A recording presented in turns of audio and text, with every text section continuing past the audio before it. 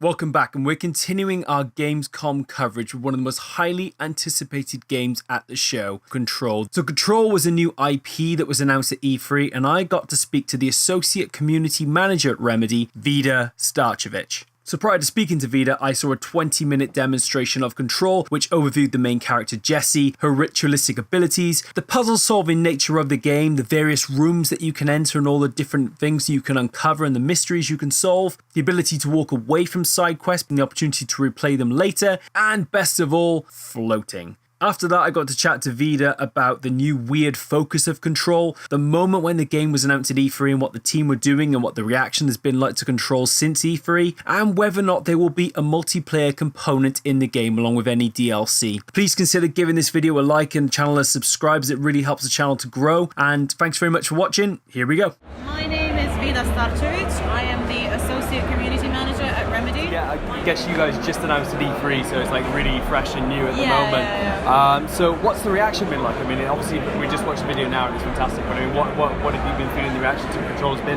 It's been amazing. So like, it was so difficult to keep this a secret because, as you know, leaks and everything. So we were so proud of ourselves for keeping it a secret until the Sony briefing, and we didn't know when it was going to like be in the briefing, because we were like, no, don't tell us, surprise us. And some of us were at the briefing, some of us were watching the live stream from the hotel room, like there was 10 of us in one hotel room. And when the Control logo came out, everyone was like clapping, and then the Remedy logo showed up and everyone started yelling, and we started yelling, and it was amazing. So the reaction has been overwhelmingly positive. It's been, I don't want to say it's been surprising, but it has been, like, the overwhelming positivity of it has been very, very surprising. People are very happy to see a new Remedy game, and they're very interested to see us doing something different.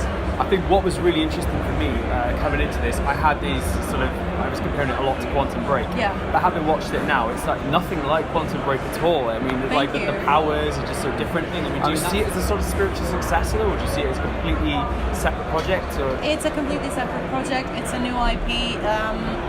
I would leave the connections up to the fans, honestly, but it is a completely separate project, and it is very different from Quantum Break, both in the way the powers are and the way how they're used, because there's no time travel, there's no time powers in Control.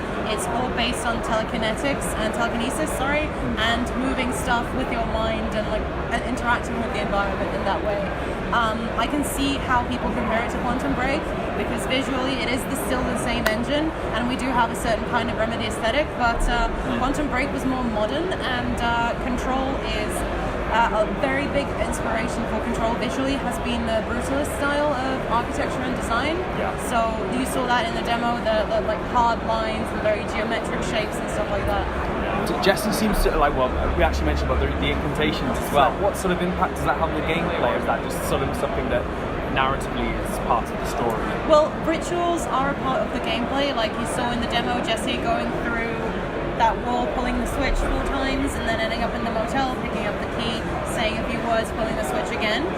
That's an example of a ritual, and they are going to be in the game, they are going to be a part of the gameplay. How exactly that's going to work, that's something I can't be very specific about, because we are still working on it, we're still developing it. Absolutely.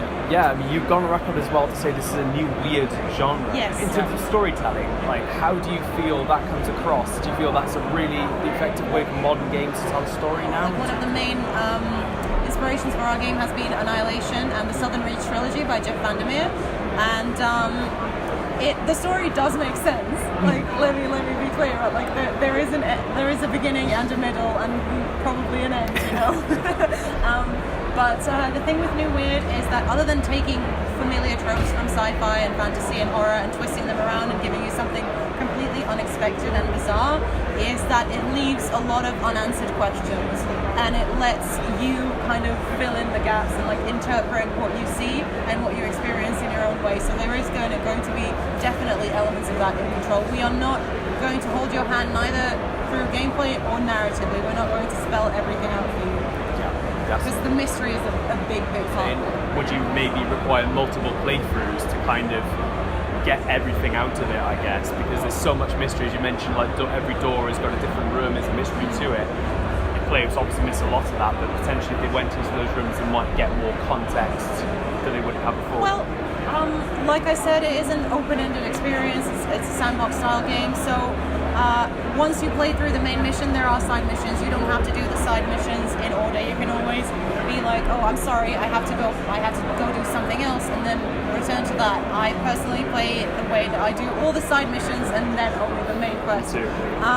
But once you're done with the main story, Jessie is still the director of the Bureau. She still has work to do. So I don't know if it'll take multiple playthroughs. I think probably maybe, but I can't give like an official answer to that because again, work in progress. But yeah, there is a lot of mystery in there because the oldest house is something that has been around for a very, very long time. No one is quite sure how long it's been there. So there's definitely going to be a lot of stuff in there. So we've heard the Control is going to have a multiplayer element to it. That's not happening. Control is a single player experience. Yeah.